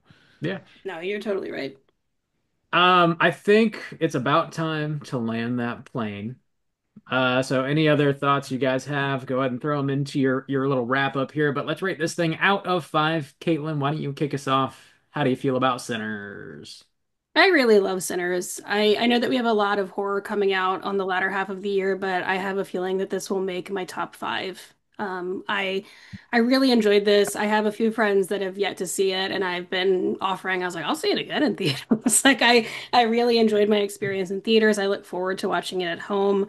I think the writing is really good. I like the thoughtfulness therein. I think the acting is good. I think the music is fantastic. The costuming, everything was really thoughtfully put together and really impressively done. The only minor sort of tweak complaint that I have is that there were a few shots near the end where I think it's when Smoke is dying and they're like reflecting back to when Annie wanted to be like her soul to be saved or the baby or I don't know. There was something, but like we get a literal flashback to something that happened 20 minutes ago, and I'm like, I don't need that. I was here. I was here for that. Like I was watching the movie. I don't need That's a that good part. call. Yeah. So other than that, like other than that, I think this movie is fantastically done, and I would love to see more types of properties like this. I will always love a sexy vampire movie. We didn't get into some of the hotness, but this is really hot. I mean, it's sultry southern summertime, and it's really sexy on top of all these other important themes of religion and oppression. And it's just, I don't know. I would be remiss if I didn't quote Miles. your ass. Well, Damn, I would I be remiss wish if I you didn't quote would. our friend Miles again. That his letterbox review, I believe, said around 10% of the dialogue is about eating pussy. And when I read that, I was like, "There's no way." And then when I saw it, I was like, "God damn, Miles was right. He was really Maybe right." like Yeah, he's nine and a about right. half Maybe like percent, nine but and a half. No, yeah. it's It's a game of inches, isn't it? yeah. Well, I was like, the Munchers survive. Let's go. It was really funny, and I think that so That much was of my senior this. quote, I think. The Munchers survive. To survive. But between the comedy and the sort of like very human touching parts of this and the vampire action, this is like a 4.5 out of 5 for me. Solid 4.5 out of 5. Ray and Diesel, how do you feel? I mean, pretty similarly. That was a really good call. Like that was something I noticed when you were talking about the sort of like a little bit overly hand-holdy flashbacks and sideways and things like that. There was a little bit of that going on, especially towards the end. I kind of can gloss that because it is a wide release, like it's a wide release movie meant to be very accessible to a lot of people, and like not everybody is going in like hyper analytical the way that we are as people planning to review a movie. You know what I mean? So I think that's kind of fair, but also just a little bit of a drag. Again, like I really wish that like the buddy guy scene was just like packaged with the rest of the movie. I don't know. This is probably me bringing baggage to the party a little bit because I'm fucking sick of credit sequences, man. I'm fucking sick of them. We don't need that shit. It made a kind of sense when it was teasing something going on or whatever, like moving on for like Marvel and shit like that, or it was like a little funny joke at the end. It was the fucking Ferris Bueller thing at the end. You know, that's all fine and good, but it doesn't like that joke's played out. The teases don't they just make fucking trailers. You don't need to make the movie the trailer, so that's out. And in this case, it's just like literally part of the fucking movie. Kind of a I don't know, a pretty impactful and important scene featuring a living legend that is just like people can just miss because they think that the movie's over. I don't know. I don't love it, and I think that I don't know. It feels a little blockbustery to me in the sense that like if that feels like a studio note sort of deal to me, but I don't know if it was or not. I have no idea. So yeah, there's little things like that, little like just minor splintery edges to things here and there. Um, I think that the action sequences are fun. I think that some of them are a little bit more chaotic than I would like. I don't know. I wish that there's maybe it's a little bit like lack of focus or whatever, or I was having a hard time keeping up. Maybe that was what they were going for because it is an action sequence. But I don't know. Some of that stuff I wish they could have let breathe just a little bit more. But ultimately, like that stuff sold by everything before it. I'm happy with the length. I'm happy with the pace. I'm happy with the acting. I'm happy with the story. I'm happy with the thoughts that it generates in these conversations. What am I going to say about this movie besides I'm going to give it a 4.5, giving it just a point 0.5 with room to grow for the future because it is still pretty fresh on the mind. I want to give it that space. It's, man, I think I'm hard pressed not to do a 4.75 right now, but I'm really going to like try and give it some time to settle in. I'll also say if you are into this genre, Juice, I know you're talking about really enjoying this Southern Gothic vibe. There's a book called Ring Shout that I've been listening to on audiobook that's about like if the KKK were actual demons. It's really interesting and If definitely worth a read. Yeah, if, but check that out too. Sweet. Juice, how do you feel? Feel really good, Bob. Yeah, I feel in a similar kind of way. I almost actually talking about the endings, I do agree that there's too many endings. Everybody's got to get their send off and everything. You know what, talking about what Randy was saying, it almost feels like a song that just fades out instead of just ending, where it feels a little unsatisfactory because you're like, well, you got to end the song, so in the song, like it almost feels a little. I almost kind of don't want that scene. I thought the emotional resonance of him just. We have the scene where he's bloody and he leaves his father, and then he's old and he's playing guitar, and the music wraps it up. Like the music finishes the film. I kind of want it to just end there. Honestly, I don't need him to be tempted again. He's now shown me that he's an old man and hasn't given in to the temptation. So why do we need to tempt him one more time after the movie is finished? I don't know. I wasn't crazy about that, and yeah, one thing we didn't bring up is like there was definitely a lot of what is that movie called? The From Dusk Vampire Till from Dawn. Dusk Till Django. Dawn. Oh, Thank you. Dustin. No, from Dusk Till Dawn in here. We never Yeah. really discussed that. But yeah, even though like this movie was long, I still think that there are moments or things that happened really quickly without the kind of thoughtful setup that was put into most of the film. Again, like I don't know how you work it in but just to have the Choctaws in one scene, you see them as even as just this kind of tease felt like I just There are some things I agree that you should that needs to be. We don't need actual scenes in Chicago. We don't need those things as well as I think that they would be. You definitely don't need this for them for this film. But there were some moments where some extra stuff was included that made the film feel rich, but that were ultimately kind of like teased or left out. And so I'm like, I do. It feels a little unsatisfactory. But overall, I think this movie's fantastic. It was such a pleasure to watch. I was just so giddy the whole time. 2.5 hours fucking flew by. And if this comes, I hope this comes to theaters in Korea. I would really love to go watch it in IMAX. And it was just a delight. So I'm gonna echo that. I think it's got a little room to grow. I think I would love to see it in an IMAX theater and say like, oh yeah, this is definitely like just really fantastic film. But right now I'm going to give it a 4.5. Not too many complaints, just small things. Mostly towards the end and stuff. But yeah, You know, really, really good. one alteration that I actually would think about, like I think that the ending with Buddy Guy, if you package it, I think maybe it just seemed like it was doing the Return of the King thing. It was like three distinctive endings Yeah, like yeah. back to back.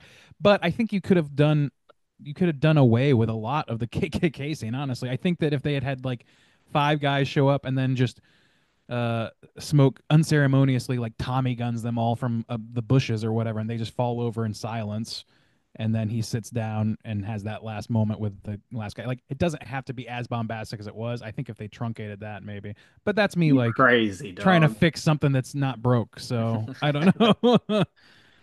Bob, out of five. We going with Yeah, Sinners.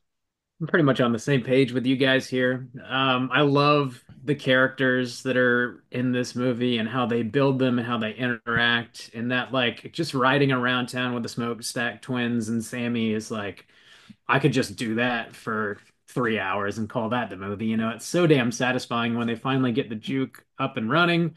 Like, I just want to be there eating catfish, listening to the blues. It's just like, I don't know, you just want to hang out with these people. They feel like real people. They feel like interesting people. All of the like historical aspects seem to be handled with great care. Like, I had no idea that there were, Chinese immigrants that owned shops in, Mississippi in 1932. Just not something that really I had ever considered. So like they clearly did a ton of research and like all the history is there. You feel kind of like you're learning some stuff while you're on this like, incredible thrill ride, especially towards the end when the vampires show up. Um, I think the way they handled the music was incredible. It's some of the best music I've heard in a movie in a long time. It feel that like one like the scene, almost feels like a music history lesson as you're like, following these characters as they bounce in and out of like time.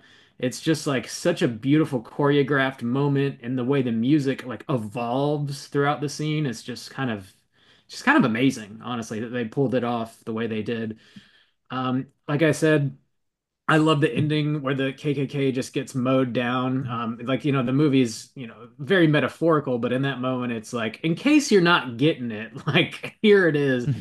They just sort of mow those people down, and there's that beautiful moment with Annie and Smoke and their baby.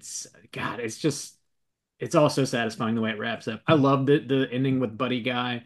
I think I don't know. I don't really care if it's like in the credits or part of the movie, honestly. But if I were gonna try and defend the choice of keeping it in the credits, it's like it's the only time jump. It's the only segment we see that doesn't take place in 1932. So I don't know.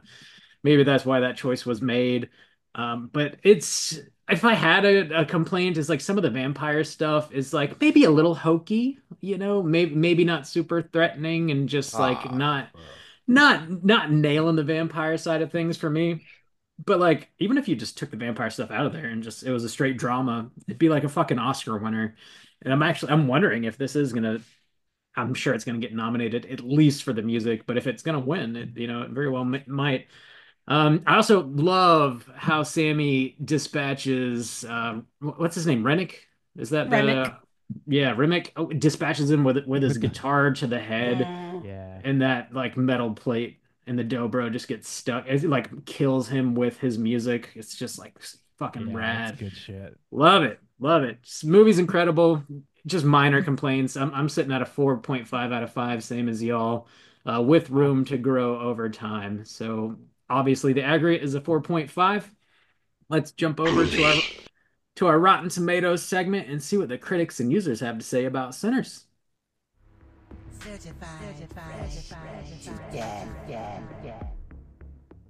All right, folks, this is the Rotten Tomatoes segment in which I'm going to have these people guess within the best of their abilities what the aggregate positive score is on RottenTomatoes.com for Sinners. Starting, as we always do, with the critics, also known as the tomatometer, and then moving on to the users or the poopometer.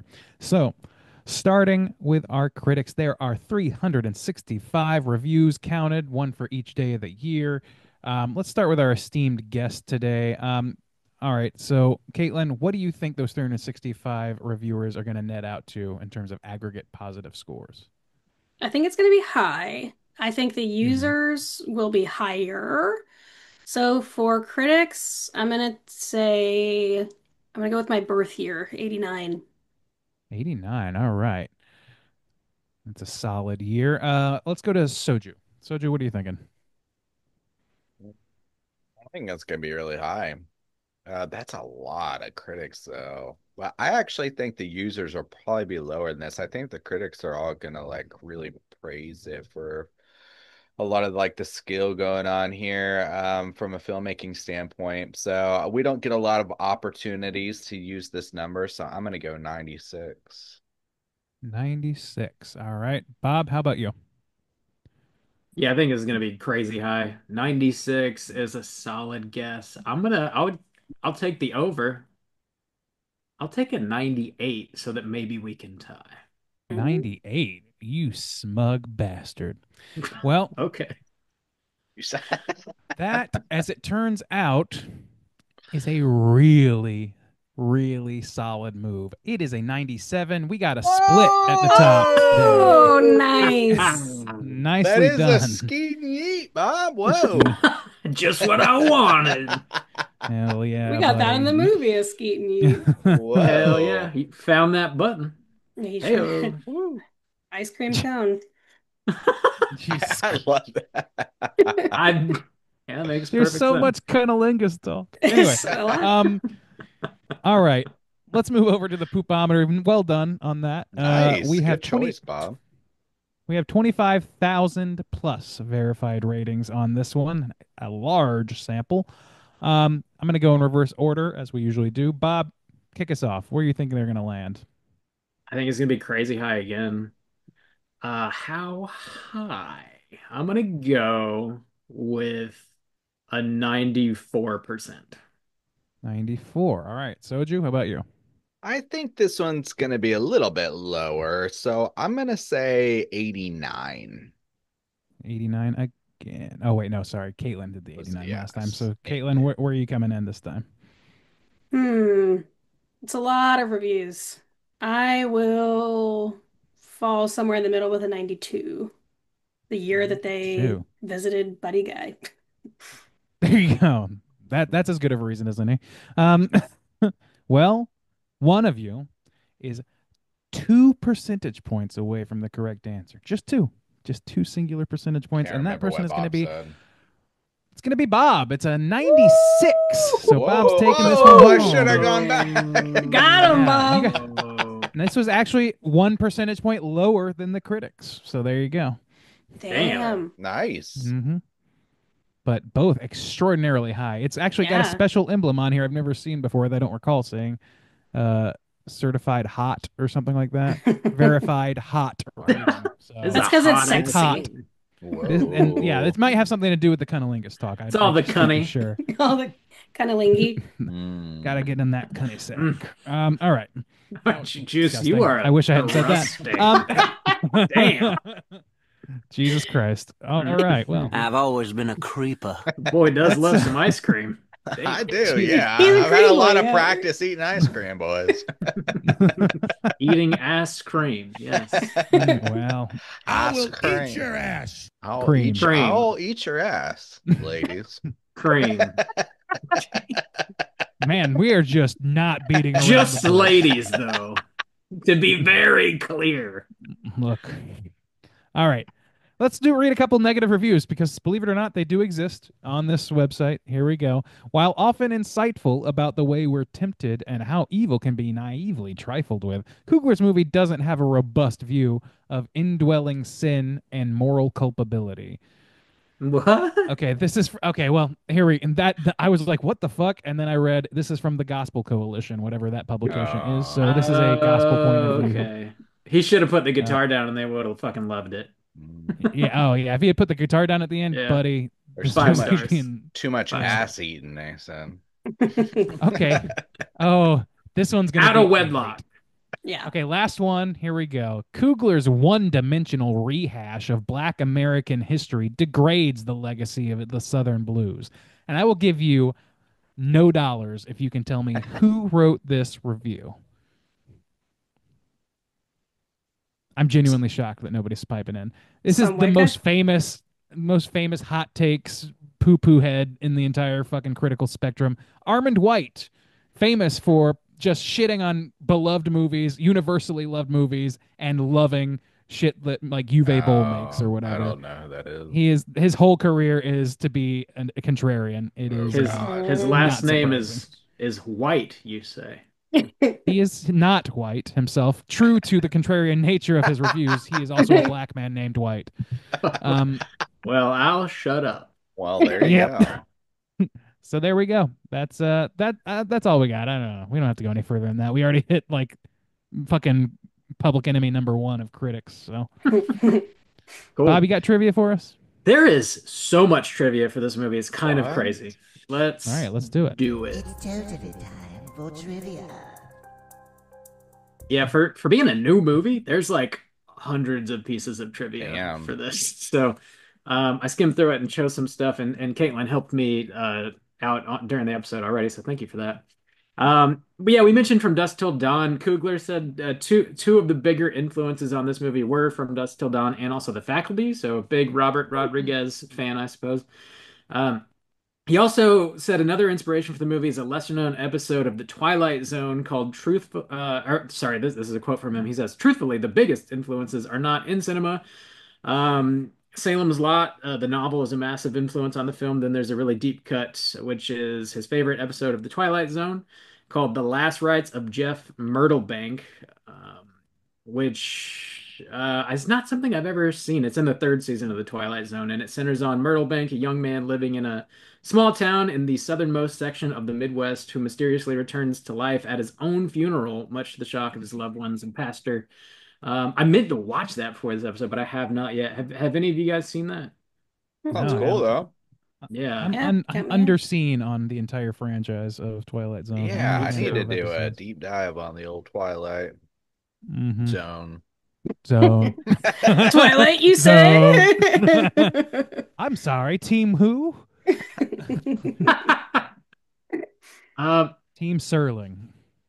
Here's a little bit about the music here. The unusually large and complex scoring orchestra has a number of exceptionally talented credited musicians who are each individually quite famous in their own right. For example, two of the credited drummers are Cedric Burnside. He's a Mississippi blues legend, the grandson of blues singer, songwriter, and guitarist R.L. Burnside. And also, your boy Lars Ulrich from Metallica was one of the drummers for some reason. What? Blues legend What? Bobby Rush. Lars I know. Another blues from legend, Metallica. Old Bobby man. Rush, is a credited harmonica player. Rhiannon Giddens, founding member of the country blues old time music band called Carolina Chocolate Drops, and obviously Buddy Guy as well. Some other notable musicians, but just a few off the top there for you. Apparently, the Smokestack Twins got their name from Smokestack Lightning, which is a song by Howlin' Wolf, which is in this song, or the song is in this movie too. What else we got here? In Is this April how it 20. Classic blues tune. No, it doesn't sound that good. It doesn't. Big blues. I mean, The boys Oh, are shit. here to play. Play. God damn, dude, that song It's an endless wealth of humor is for me. so fucking stupid. So, God, I can't wait for football now. It's so Oh. terrible. It's unbelievable how bad that song is. Gets me amped. Gets me in the This is mood. gonna need a minute. Uh, Talking about like this rich music and like how well it's orchestrated and these man, just that shit ass song. It's trying to talk shit. about football. Well, I'm gonna go smear some mud on my ass. Damn. Oh man. Ooh, that got me good. In April 2025 interview with Tanya Mosley on the National Public Radio program Fresh Air, director Ryan Coogler said that he first became aware of the long history of Chinese Americans in the Mississippi Delta about a decade prior when he and his family did one of those at-home DNA tests, and his father-in-law, who considers himself African American, unexpectedly had a large percentage of Han Chinese DNA, which is Damn, surprising, Yeah, man. man. Like I said, I had no idea. I'm probably Korean, you know? Probably. Well, I mean, Most likely. Probably like 75%. But Mhm. you know, I don't want to give up my blood, so we'll never know. well, your name For is sure. Soju, so I mean, Classic white guy in Korea. family name, I'm sure. Yeah. I'm probably more Korean than all you sitting around here right now. Probably. I'll just assume that I am. Let's all assume. Just stealing the culture. Sammy's guitar is said to have belonged to blues legend Charlie Patton. Patton was often said to be of Irish, Choctaw, and African American descent, the three ethnic groups mentioned at the beginning of the film. Parts of Patton's ancestry is known for certain, but it's generally agreed upon that he had black, white, and native heritage, including the Choctaw people. So, real blues legend there who was a mixture of all these ethnicities. And they actually, I think they turned that around in the towards the end of the movie. I forget who says it, but the guitar, I guess, just belonged to the Smokestack Twins' father. Dad. Yeah, it Yeah. smells like that wasn't Charlie Patton's guitar. Yeah, yeah. I love that. It's just Stack's one more full of gag from shit. Stack. Yeah. Yeah. Which is it's interesting because like we never meet their dad. They kill him, but apparently he was a terrible person. So like handing that guitar down and him sort of like communing with the devil with his music in a way. It's an interesting. I don't know. It's just another layer in the movie that's kind of cool. On Spotify, in the About section for the artist called Sinners Movie, there are Easter eggs in the form of 3 newspaper clippings. So if you pull up the About the Artist section and you just start swiping to the right, you'll see these newspaper articles. And the first front page that you see is from a Boston newspaper, and it describes a mysterious discovery in the Boston harbor of an Irish immigrant ship that turned up completely devoid of life. Sounds kind of familiar, right? Dude, The that's ship's- like holy shit, that's Dracula shit. It is Dracula shit. That's That is cool. Dracula. The ship's cabin was Cobra burned Dome. down and there was blood everywhere, but there were no people on board the ship despite reports that lights and music were seen and heard the night before originating from the ship. The final key That's point is cool. that an eyewitness saw one man taking off from the ship. His skin was smoking as he ran away. The story clearly is about Remick, and apparently it's dated 1911. So I guess he got to the States around 1911. And yeah, clearly totally riffing on So vampire that's lore, classic 20 vampire years lore. before this film. Yeah, 1932 is when the movie takes place. So. Cool. He got down to the South and perfected his accent for when he needed Right. to go, We "Sir." got 2 prequel movies right there. We're going to Chicago Yeah. and we're going to the boat. Going to the boat. Let me get that boat movie. When Remick says he's like, now I'm just gonna turn around and walk real slow, and then he looks back with like puppy dog eyes. That shit was so funny. Like it I was didn't so realize that silly. was Jack O'Connell. It's Yeah, been man. a while since I've seen him in anything. He did a good job. What is he from? He was Skins. originally in Skins, Eden Lake. Oh, He was okay, I haven't the seen Dick in Eden Oh. Lake. He Yeah, was you're the dick in right. Eden Lake. He was. was the- He's been in a lot the of Dick, things. you know, the the Dick, you know. Yeah. I heard that he desperately wanted to do an Irish jig in a movie, and he really wanted to sing Rocky Road to Dublin. And Ryan Coogler and Ludwig Göransson were like, "We're gonna make it happen for you, buddy." And I love that. Apparently, Wow. he's also in 28 Years Later. If he's in the Yeah. two of the biggest Nice. horror movies this year, that's gonna Shit, be dude. nuts. Wow. Okay. Hell yeah. Cool. In exchange for the distribution rights to the film, director Ryan Coogler was also reportedly asking studios for first dollar gross, final cut privilege, and ownership of the film 25 years after its release, which he would be granted. The following month, Warner Brothers won the distribution rights. You got all that shit. I saw these like crazy articles come out after this movie dropped about how like Hollywood's gonna break because they gave Coogler everything he wanted now, and there's no way people can make any money. And like this movie's like making Oops. fucking an insane amount of money. Like, yeah, just ridiculous. People on the internet being crazy. This had, from what I saw on the internet, about $100 million budget. Who knows exactly how accurate that is? But last I looked on Box Office Mojo, it had grossed $329 million worldwide. So it's doing Damn. fine. Hell yeah. This Hell is yeah, the man. sixth horror film to pass $200 million in the United States.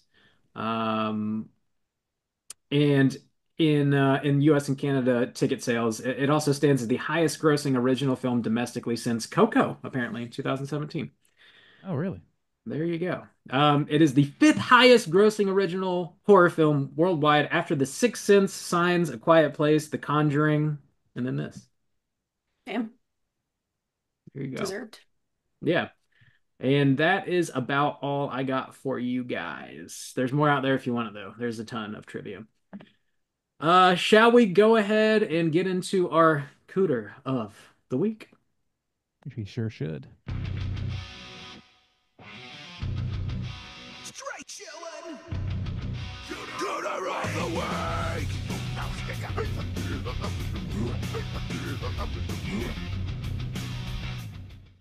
Juice, what is a cooter and why do we hunt them? Well, Cooter's character type and a straight chillin' exclusive.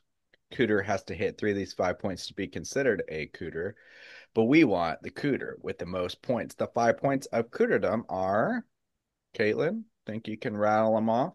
We're giving You you a know what's lot of funny? work this Every week. time that I listen to Straight Chilling, which I do every week, I'll like say them along with you, and I'm hitting it every beat, like I'm doing it in the Juice cadence even. But when I'm on the show, I'm like So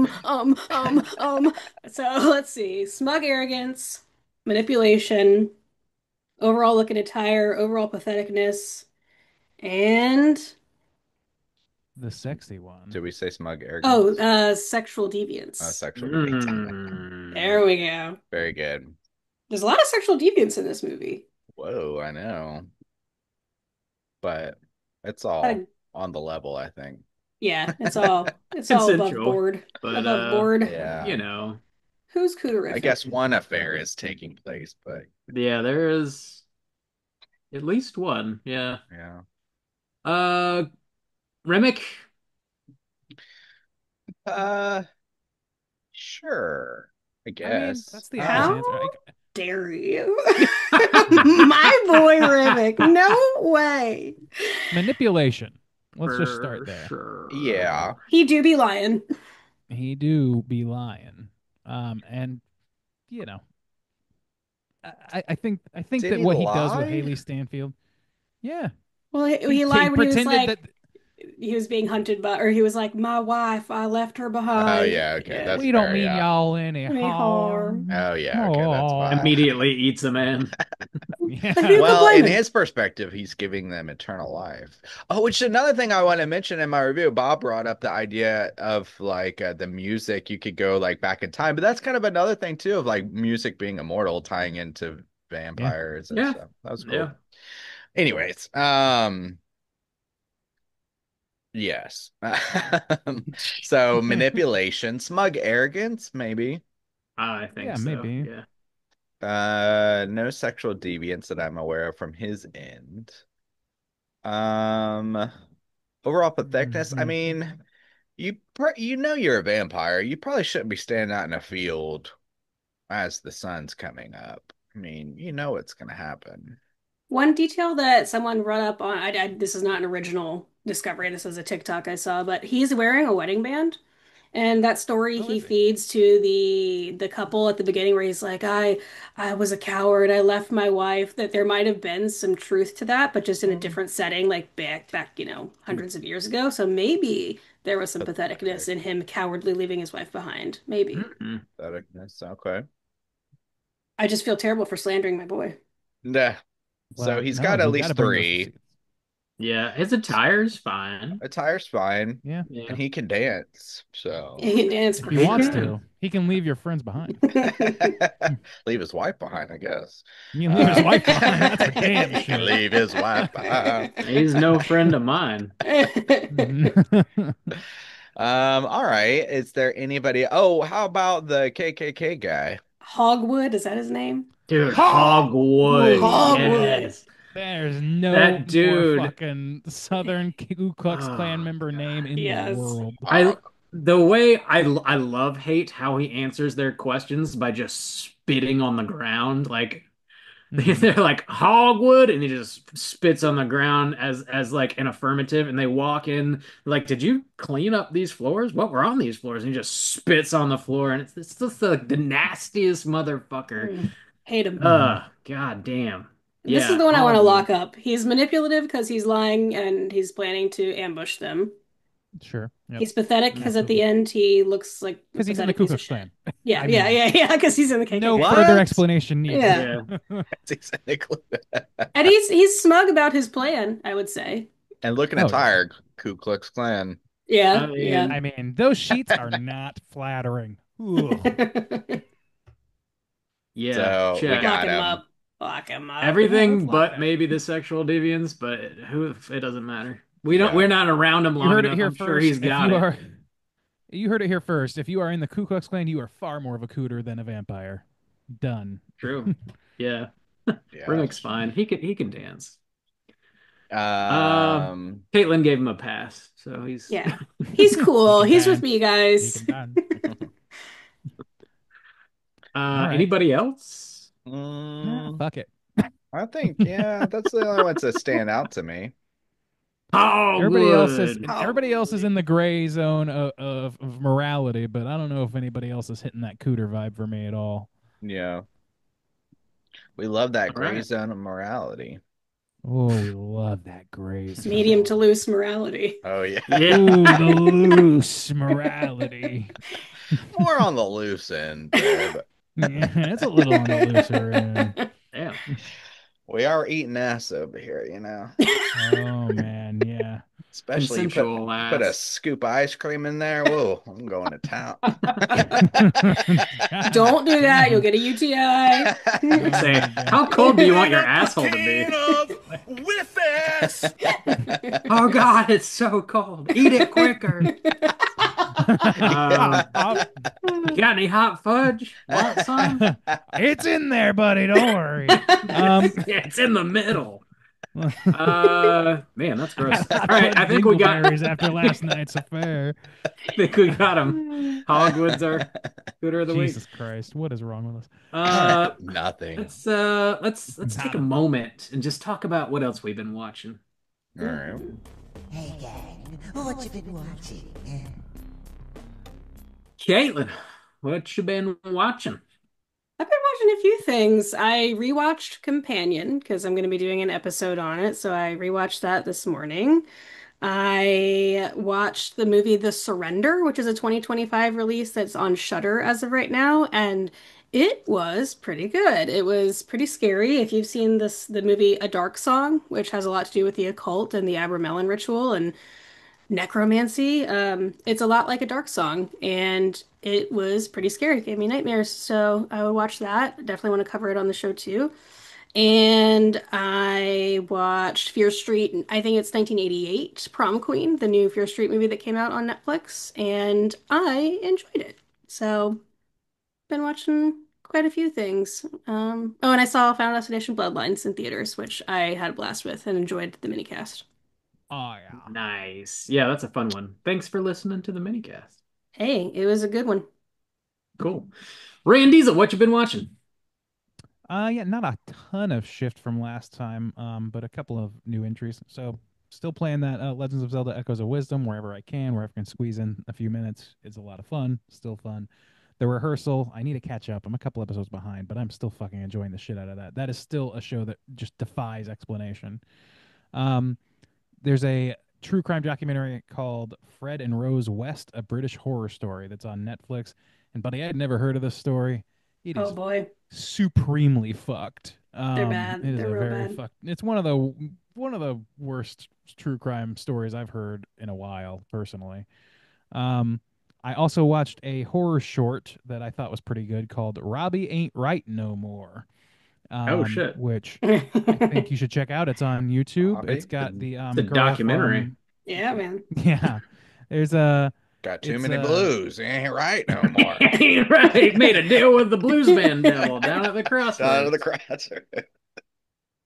I don't remember her name, but the girl from the Black Phone is in it. The little girl, but she's a little bit older. Madeline McGraw is The in it. big So black that's the only phone of name that I time. the big black phone of time, yes. Love that So movie. I'd recommend that. It's a nice tidy 20 minutes or something. It's not bad.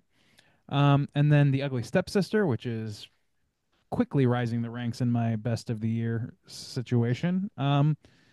And then last but probably least, actually, it was a movie I threw on kind of while I had to do other things too. So in fairness, I did not give it my full attention. But I threw on Venom with Klaus Kinski on Shudder, Oh which shit. is a movie featuring a real black mamba that they that's written into the story. There's a black mamba. Klaus Kinski's some sort of like criminal who's holding hostages or whatever while a black mamba's on the loose in this apartment complex. It's not great, I but saw it that was movie about a plane one time. yeah, it's I'm sure that there's some crossover there. You know, snakes. What other movies have Klaus snakes in Kinski them? on a Just plane. those two. Um, Klaus Kinski on a plane. Yeah, that's a great movie. Yeah, I'm not super familiar with Klaus Kinski's work. I know that he's like the 70s Nosferatu, which I have not yet watched. And I know that he is famously a bit of a pain in the ass or maybe an outright villain to work with. Yeah. I feel like I've heard things like that to that end. But this movie was like pretty forgettable, if I'm being honest. That's about it for me. Cool. Juice, what you been watching? I watched the newest season of Love, Death, and Robots, which came out on Netflix. I think it's season 4. I'm pretty sure I've covered all 3 previous seasons as minicast, so I'll probably do one on this one. Um, it's a mixture. It's not always horror. They're all animated shorts though, and this one, I will say you could probably skip the first episode, which was a really weird. It's just Can't Stop by Red Hot Chili Peppers, and it's a I saw it too. concert. It's just a music video. Yeah, it's just them as puppets. It's Yeah. just a song. Nothing else happens. It's really weird. I was like, what the fuck is this? It's the I also first couldn't episode tell too. if it was like all animation or some actual stop motion anime. Like, I don't know. It was It weird. was weird, really weird.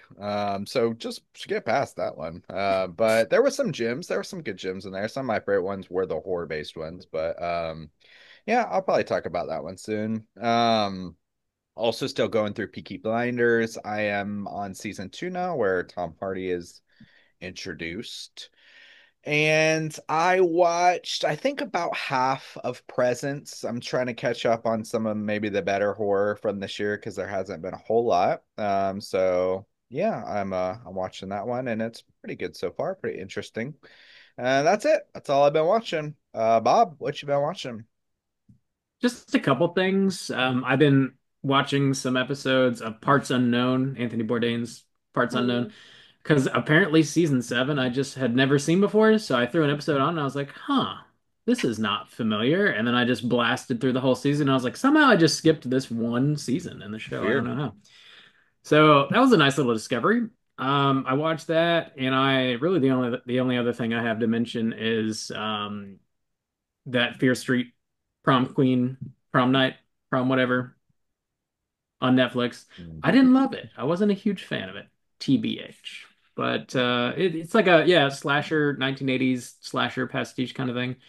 Um, I've seen worse, but it mainly just made me want to watch like actual 80s slashers more than anything, Hmm. to be honest. But that's really about it. The Sopranos, per usual. What, dude? You watch Sopranos a lot. Yeah. Yeah, we do. Finished up The Uh, Wire. I know that. So you gotta yeah. put that energy somewhere. Yeah, we did finish up The Wire. Yeah, you got it. What are you gonna do after The Wire? You just gotta watch The Sopranos again. That's just Yeah. what you gotta do. That's all I've been watching. We do have one voicemail, so let's jump over into our hotline screams. Let's do it. Hotline scream.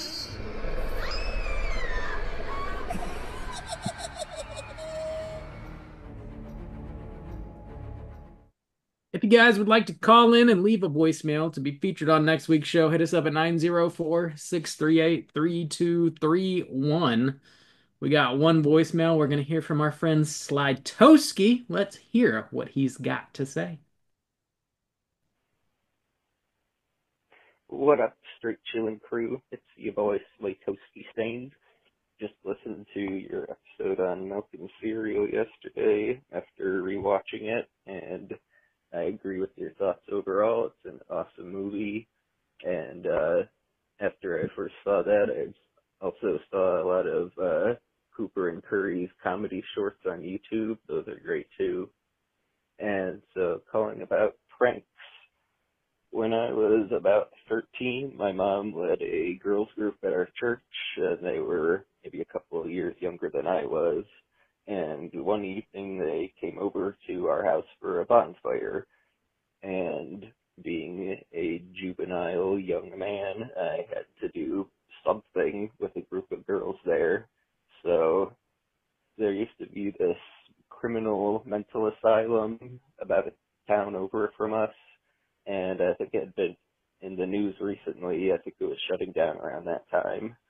And so I found a fake newspaper article generator online, and I made one saying that a violent patient had broken free, found an axe, and had last been spotted in our neighborhood. So I printed that out and took it out to my mom, who I'd told about the jokes before. I went back inside, and about a minute later, I just heard panic ensue from the backyard, and they were all rushing to get inside. And shortly after that, my mom spoiled the fun and told them about the joke. And it went better than I thought. I didn't know if they would even buy it, since our small town hadn't put out an evening newspaper ever. And there was no print on the back of the article either, so that somehow worked. And after that, my mom told me that one of the girls in the group said if I started writing horror, she would read me over Stephen King. So that's like one of two compliments I've gotten in my life that stuck with me and actually meant something. And of course, I haven't done anything really since then, but maybe someday I'll get back to writing. So that was my prank for the ages of 10 to 12. So, love you guys. Keep chilling. I'll hear from you soon. Look out, Steve King. Here comes Slytowski. He's going to take the crown. Just a poser, that Steve King. If you do a lot of blow, you too can put out 400 novels. Let's not let me get on that, world, baby. Correct. Maximum. You know what? You're right. The real move is to do more blow than is responsible or even possible in your life. No, that's not true. Success. So, yeah, that's a pretty good prank. They were, like when I was a kid, I was not part of this prank. I was just adjacent to it. But my sister's first slumber party, they had they watched When a Stranger Calls, the 70s edition of that. And so my dad like called them in the like fever pitch of the movie from his car phone, because that was still a novel thing. So the caller ID was like, no number listed. What? Like, and they were very, very confused, and said the famous line, "Have you checked the children?" And they screamed. I was sitting in the back with my dad, like listening to them scream about it. It was a lot of fun. So yeah, like slumber party pranks, that shit's classic. Slumber parties are ripe for that kind of shit. I feel like when I look back, like tween girl slumber party is some of the most occultist shit. We're like playing light as a feather, stiff as a board. We're playing like, telling ghost stories. You're telling serial killer shit. It's ripe for that kind of stuff. Ouija boards, Ouija boards, hey yeah. baby. summoning Burn demons. books, all this demonic shit. Burn it. But I like this prank that he's describing because it's all in good fun. I get sensitive about some pranks because I think that they're so mean-spirited, but this one sounds like it was all in good fun, and I appreciate that. Yeah, well done. Well done. Call in again next week, 904-638-3231. If you got any prank stories, hit us up, let us know. Blues recommendations, perhaps. You got any blues musicians you really dig? Drop those recs. I don't know, any other questions or prompts you guys want to pose for next week? Yeah, I mean, I can't remember what movie we're talking about. We're talking about Bring Her Back next week. So Yeah, yeah. new a little release. bit of an unknown for me. Have not seen a trailer. Will not see a trailer. Me too. And, Me deuce. How do you keeping it eat ice curious. cream? Yeah. Your Out of favorite what ice orifice? cream topping? How big is your bowl, if you know what I'm saying? Yeah. Yeah. You Like a a cone or a deep bowl kind of bowl. gal? How Yeah, whipped is that cream? Ice cream preferences or It kinks. always comes back to the cream. Mm, Always.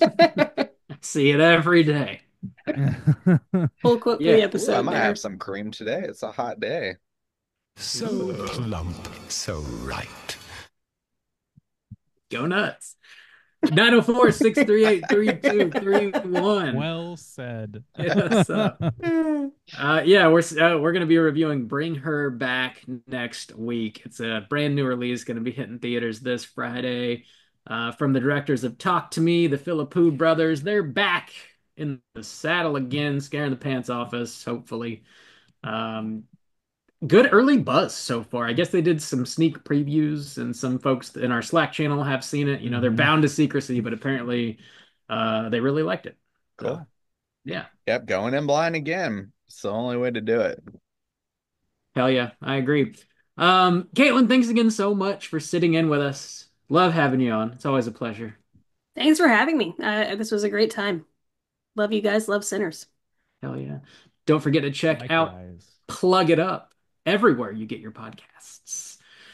And check out Bring Her Back. Get ready for next week's show. Until then, all you mother truckers, please keep chilling. Tell him it's open season on all suckheads.